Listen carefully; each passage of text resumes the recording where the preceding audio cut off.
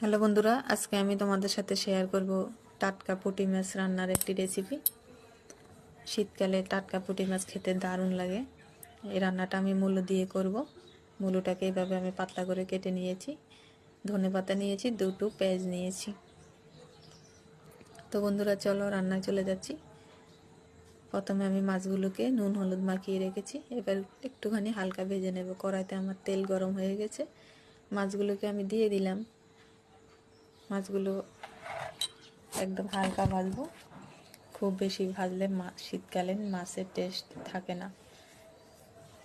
তো বন্ধুরা আমি সবগুলো মাছকে একসঙ্গে দিয়ে উল্টে দিলাম। এক পিঠটা হয়ে গেছে আমার, অপর পিঠটা উল্টে দিয়ে আমি নামিয়ে নেব কিছুক্ষণের মধ্যেই।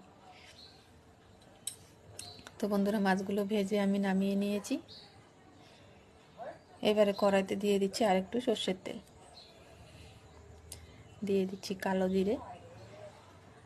প্রথমে আমি মূলোটাকে একটু হালকা ভেজে নেব।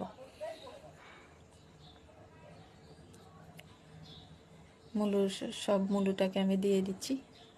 এবারে নুন আর হলুদ দিয়ে হালকা মূলোটাকে ভেজে নেব।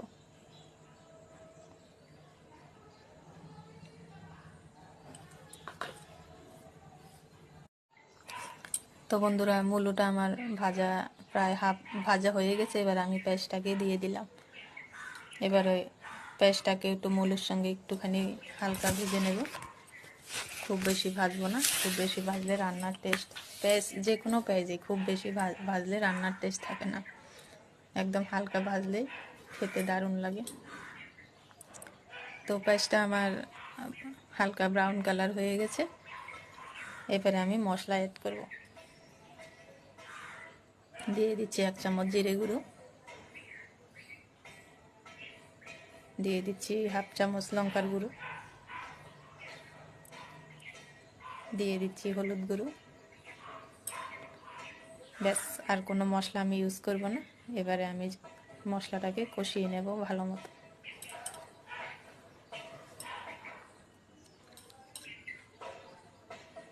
মশলাটা আমার কষানো হয়ে গেছে।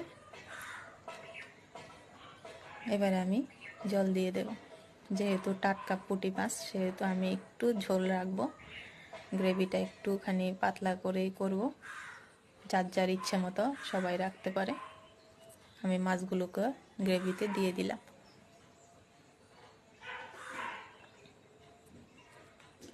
এবারে 3-4 মিনিটের জন্য আমি একটুখানি ফুটাবো। তো বন্ধুরা দেখতে পাচ্ছ মাছগুলো সুন্দর মতো, মাছটা খুব টাটকা তাজা দেখতে পাচ্ছ বন্ধুরা, একটা মাছও ভাঙেনি। কি সুন্দর দারুণ দেখতে লাগছে। তো বন্ধুরা আমার তো ভীষণ পছন্দের একটা রেসিপি। তো ধনেপাতা কুচি ছড়িয়ে দিলাম। তো রেডি হয়ে গেল আমার আজকের রেসিপি। কেমন লাগলো আজকের রেসিপিটি? ভালো লাগলে লাইক কমেন্ট শেয়ার করতে ভুলবে না। আমার ছোট্ট চ্যানেলটিকে সাবস্ক্রাইব করে আমার পাশে থেকো। যারা পেজ থেকে দেখবে প্লিজ বন্ধুরা পেজটাকে একটু ফলো করো। Thank you for watching.